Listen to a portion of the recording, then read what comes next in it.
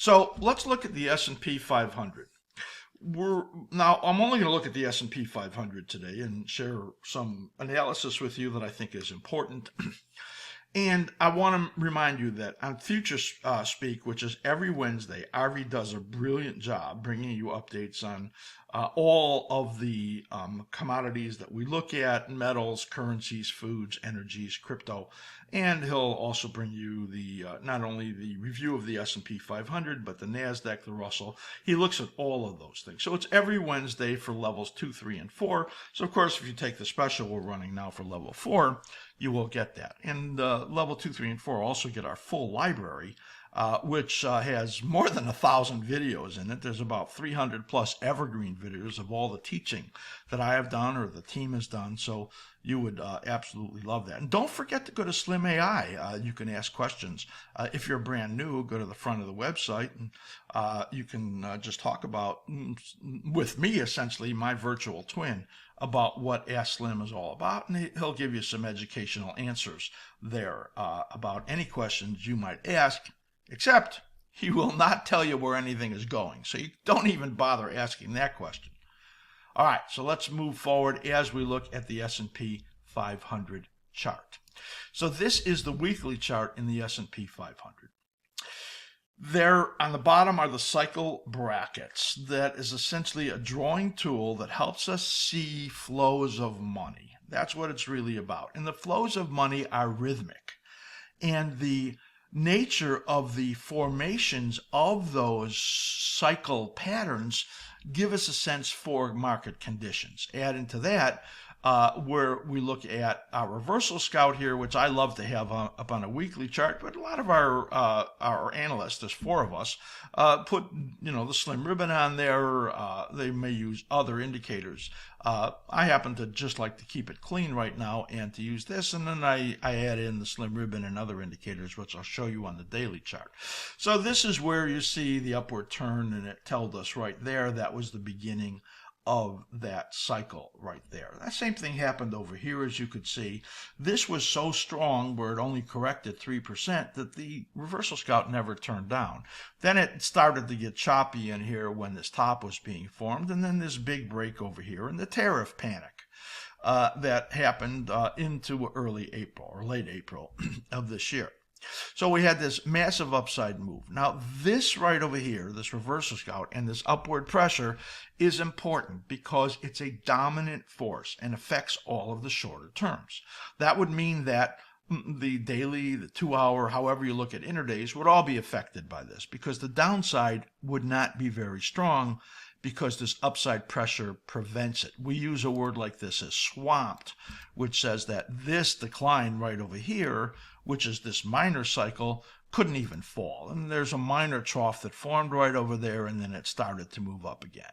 Now we have this reversal day bar this week, and of course, we're still open here at midday on Friday the 10th, so we don't know how that's going to finish, but we've talked about this time frame in here as a corrective period. We consider this to be the period of risk, where the dominant and the minor forces are coming down, and that's where you get liquidations, essentially. It could be mild here. We had a 6% here, a 3% here, of course, a 20-something% right over here, where you had that big major decline.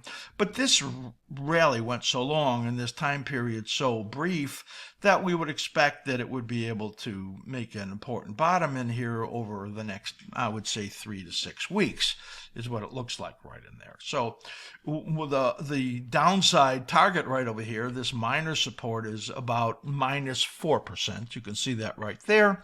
And if you get to this dominant 23.6, that's 6.8%. So we'll just look at these numbers here, 64.87.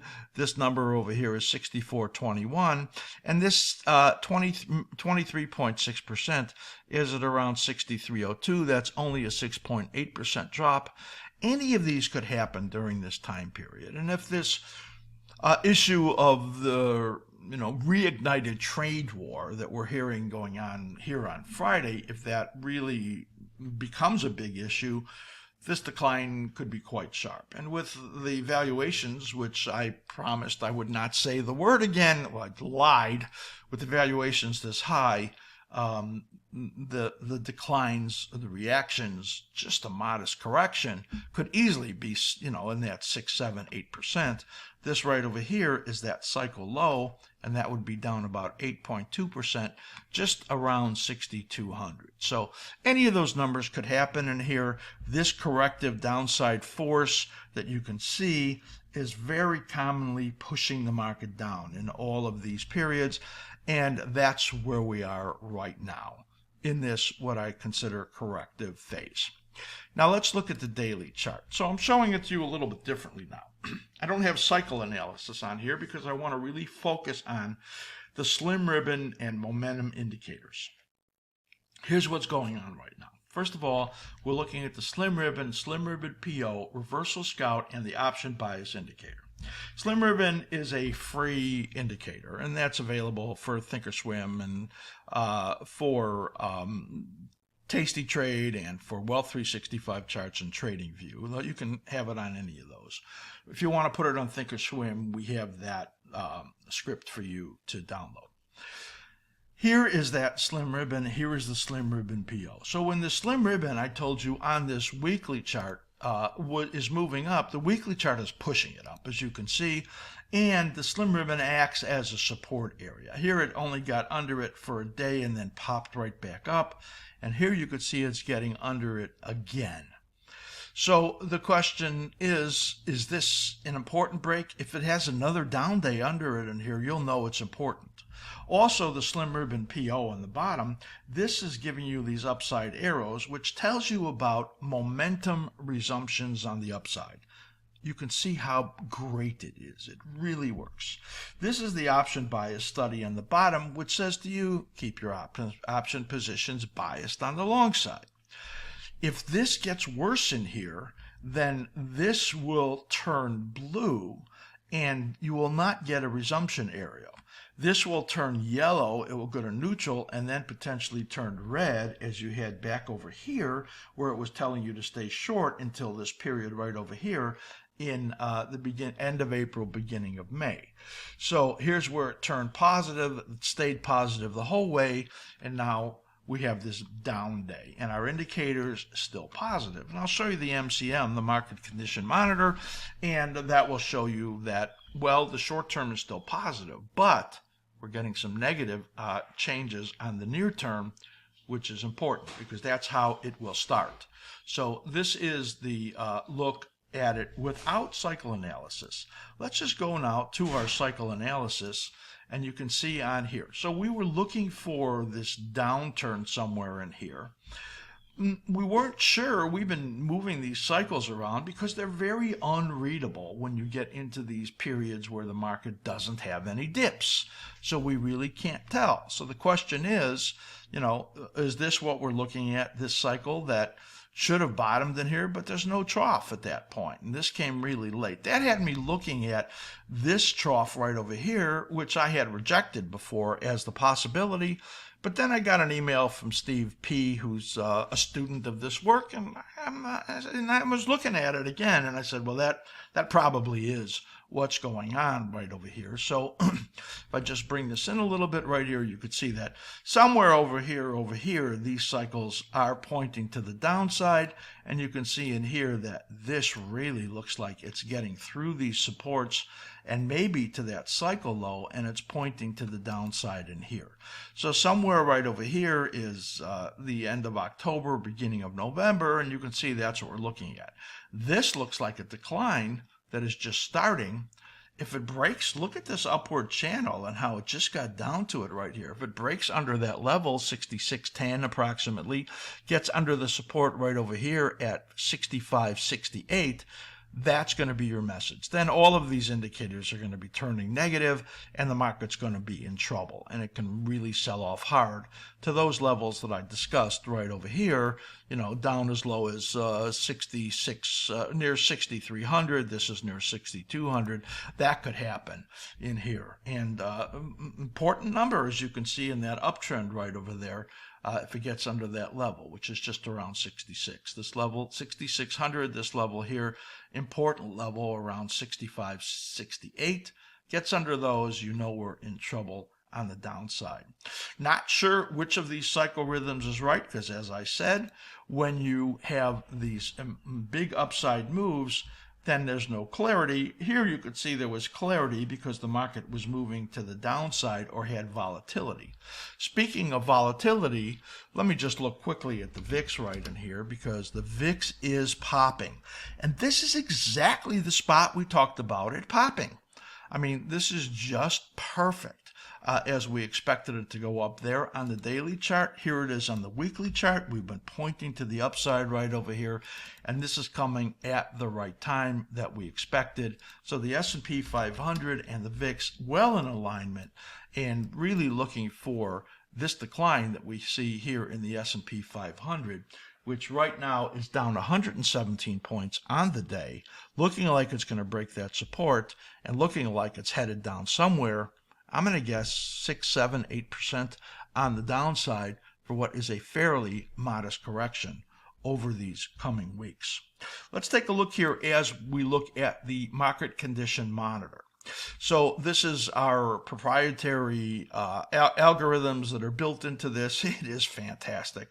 This is available for level 3 and 4. The difference is level 3 doesn't get the intraday that you see right over there. Level 4 does get all of that. So here we're looking at short term, and what's happened in here is that the indexes for the short term, which were bullish today and yesterday. You can see here yesterday that turned neutral for the IWM and the DIA. Today those turned neutral. So what was very bullish conditions has ended.